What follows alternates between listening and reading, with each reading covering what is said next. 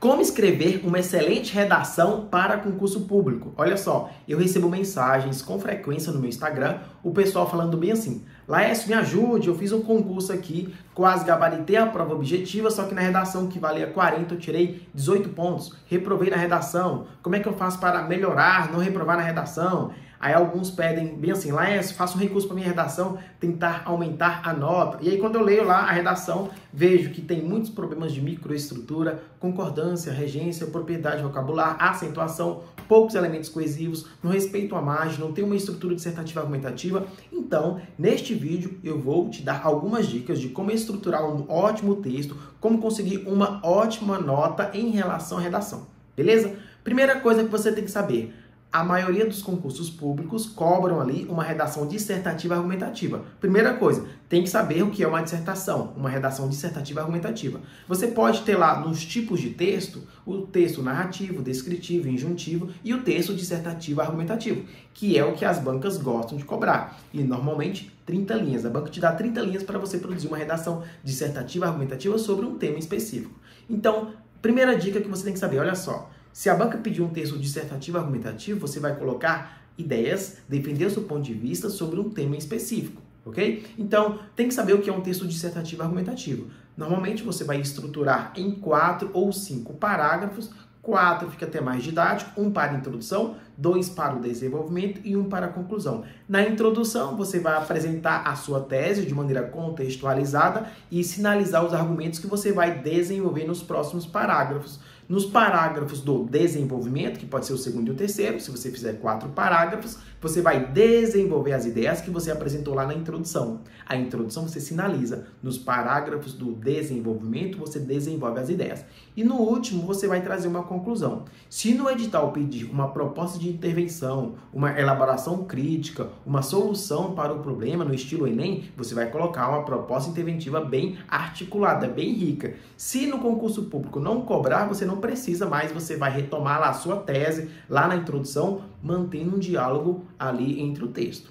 Outra dica muito importante é você, basicamente na hora de construir o seu texto, sair do previsível. O que é isso, Laércio? Quando o avaliador está lá com 100, 200 redações para corrigir, a maioria dos textos são muito previsíveis, não tem argumentos consistentes, não demonstra ali repertório. A gente vê que a pessoa não tem o hábito da leitura, não tem muito conhecimento de mundo, não domina a questão da escrita. Então, se você conseguir citar livros de sociologia, filosofia, trazer a Constituição, o direito penal, Declaração Universal dos Direitos Humanos, um livro da literatura do romantismo, do barroco, do arcadismo, do modernismo, trazer um autor da literatura, um pensador, isto é, você vai ver ali na sua bagagem, que você tem durante o seu período de formação, qual autor, qual livro, qual repertório você pode trazer para dialogar ali com aquele tema. Isso é bom por quê? Porque você vai sair do previsível. O seu texto vai ficar muito no senso comum. Se você tiver dados estatísticos, beleza, coloque lá na redação, se tiver a ver com o tema.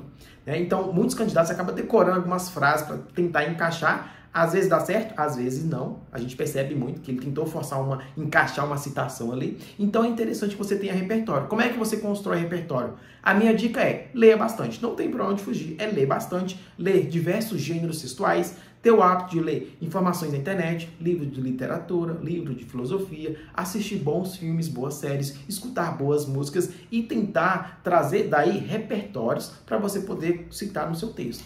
Então, Laércio, tenho que sempre citar algum autor, sempre fazer isso? Não, às vezes tem texto ali que tem extrema autoria, não trouxe citação, mas a pessoa tem uma bagagem muito boa de escrita. Então, a gente percebe ali de maneira clara. Mas é interessante você trazer ali outras vozes para o seu texto, né? Manter essa questão polifônica dentro do seu texto, trazendo outras ideias, outros pensadores e articulando com o seu tema. Isso enriquece demais.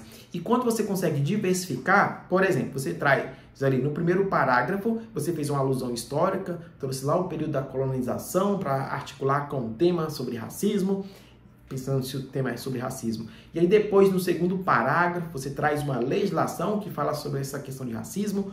No próximo parágrafo, você traz um filme que fala sobre a questão de racismo. Isto é, você trouxe repertórios diversificados. Não foi 3 leis, não foi 3 filmes, foi uma alusão histórica. Você trouxe ali, basicamente, uma lei e um filme, uma série. Você trouxe de áreas diferentes. Isso enriquece muito a sua produção textual.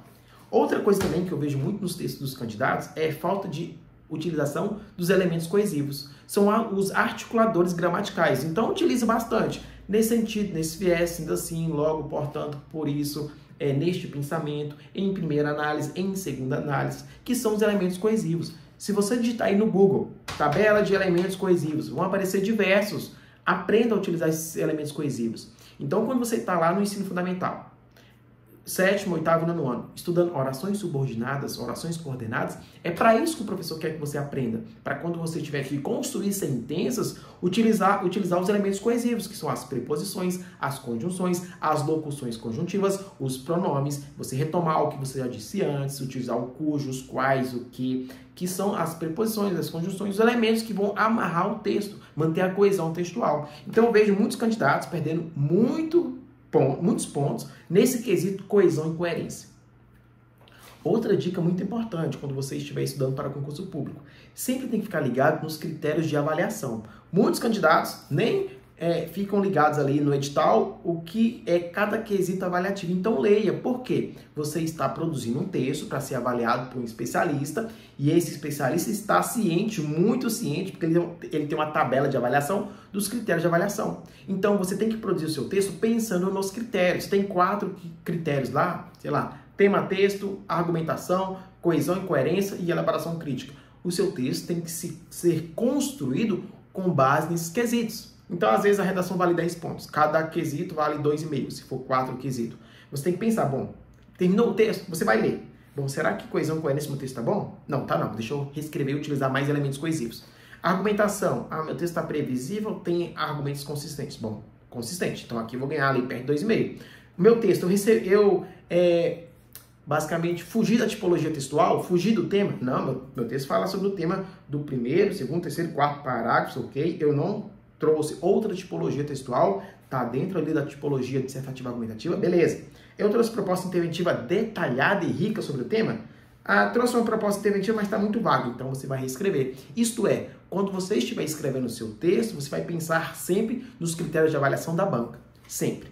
Outra coisa também que os candidatos não fazem é a revisão textual, buscando os erros de microestrutura. Como assim? Quando você terminar o seu texto, na verdade, quando você terminar cada parágrafo, revise como se você fosse um revisor de texto. Laís, eu não tenho as técnicas. Tudo bem, mas tente ali encontrar algum erro que você acha pode ter cometido. Erro de acentuação, uso da vírgula, erro de concordância, de regência. Às vezes você vai saber. E muitos candidatos, olha só, muitos candidatos sabem grafar corretamente uma palavra, mas por falta de revisão, deixam passar batido.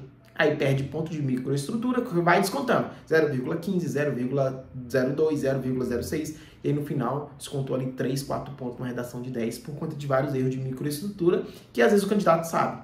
Então a revisão textual ela é muito, muito, muito importante. Belezura? Agora, se você quer ficar especialista em redação para concurso público, olha só, eu tenho um curso de redação focado em concurso público, beleza? Eu vou deixar o link aqui na descrição. São aulas detalhadas ali para você entender como analisar o tema, como utilizar elementos coesivos, como utilizar repertório. É um curso detalhado. Vou deixar o link aqui na descrição. Clique no link, adquira o curso e não seja reprovado, como muitos candidatos são, por conta da redação da prova discursiva. Beleza? Se gostou do vídeo, inscreva-se no canal, siga lá no Instagram, laesio_prof. Qualquer dúvida, mande lá que eu vou te responder. Meu objetivo aqui no YouTube é ajudar pessoas a passarem em concurso, ajudar famílias, né, por meio do meu trabalho, tá bom? Até a próxima, bons estudos e